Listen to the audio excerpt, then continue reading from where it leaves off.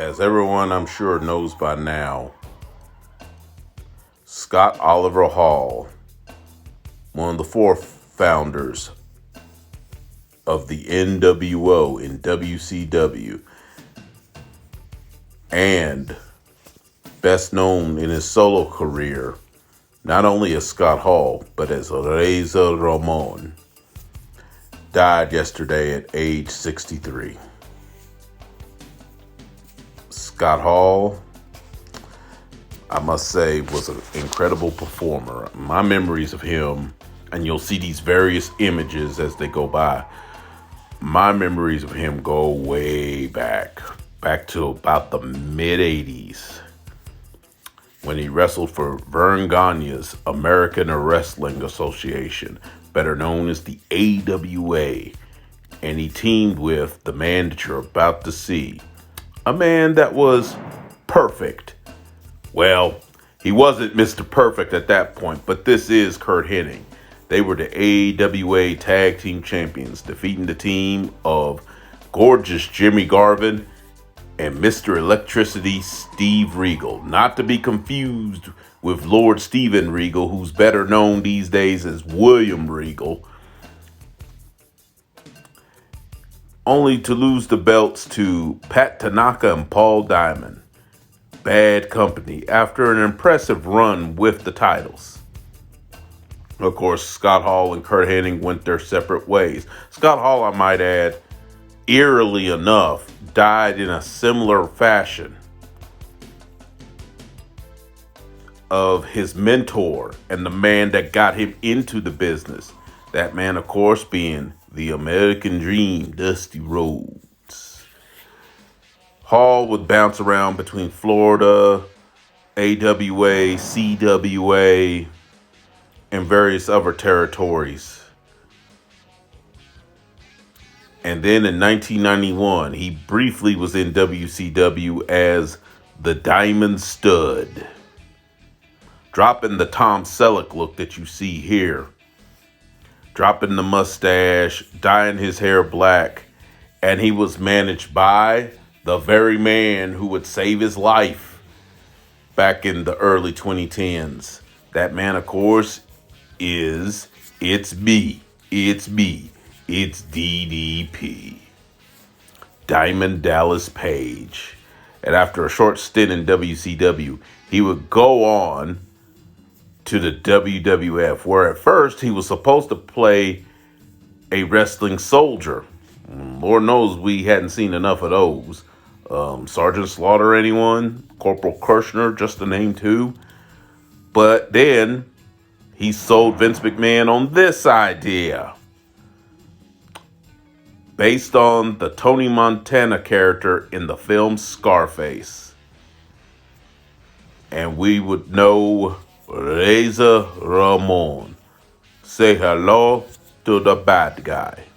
And under this persona, in which he would wrestle both as a heel, but mostly surprisingly as a face, he would win the Intercontinental Championship on 4 different occasions. And even though his character was very heelish, he would still get cheers from fans, to the point where they had to turn him babyface.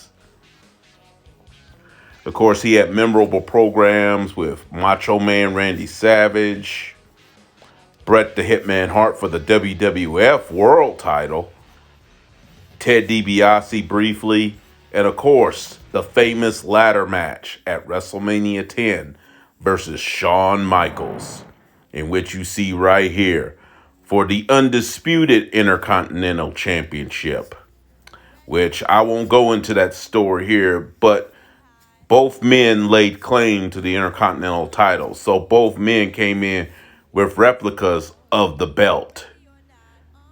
In the end, Razor Ramon, or Scott Hall, walked out with the title. He would then leave in 1996 along with good friend Kevin Nash, who also wrestled in WWE at the time under the persona of Diesel. And they would go on to make history in the very company that treated them like jokes. Of course, I mentioned earlier, Scott Hall wrestled as the Diamond Stud. Nash wrestled there under various personas. The Master Blaster, most infamously Oz, and of course, one that I found kind of entertaining, Vinny Vegas. But he and Hall would return under their real names and, along with Hulk Hogan, make the biggest heel turn in history as they became the NWO. And they indeed took over WCW and, in a way, for a while, the wrestling world, leading WCW to the top of the mountain for 83 weeks over all competition, especially WWF at the time, as they were known, or World Wrestling Federation. As that fizzled out towards the beginning of the 2000s, Scott Hall would make random appearances, and he, Hogan, and Nash would eventually even return for a brief time to the WWF, or as they were called almost by that point. I think they were still WWF when they first came back, but they would later become WWE. And of course, that comeback was short-lived when Scott Hall got fired after the infamous plane ride from hell. And you can check out Dark Side of the Ring, or even check out my man Chiseled Adonis, as he has a breakdown of that whole thing. Scott Hall, of course, would be in and out of trouble, getting hired, getting fired, mostly because Nash and Sean Waltman would help him out, mainly Nash. But then it got to the point where even Nash couldn't help him with his drug and alcohol problems, which Hall admitted stemmed from an incident that happened before he became a professional wrestler. It stemmed from an incident where he actually killed a man in self-defense, but he felt so much guilt about it for years that he self-medicated with drugs and alcohol. That followed him into his pro wrestling career. And many believe, and I'm one of them, had he had not had all those problems, Scott Hall might have had a world title run. Whether it would have been in WWF or WCW, maybe even TNA, Impact. But even with all his problems, his talent still showed through. And of course, we're now mourning the loss of Scott Hall. But in truth, his story is also a bit of an inspiration in overcoming your demons, because we almost lost him years earlier.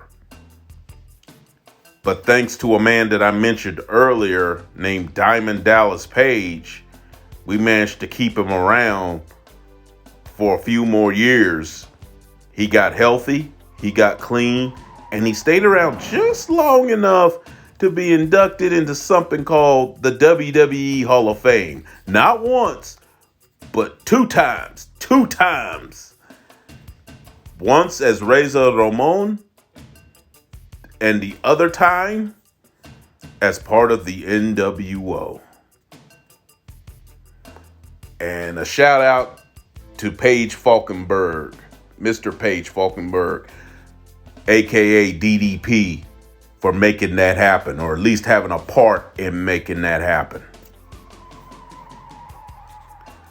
So now, as we sit today and mourn the loss of this man, yes, I'm sad like a lot of wrestling fans that he's gone, but I choose to remember his life. Yes, there were the good times, there were the bad times, but there was also all the times when he was down for the count, but kicked out and got up. But when it's your time to go, it's your time to go. Just make sure you leave something positive behind for others to see and possibly even follow.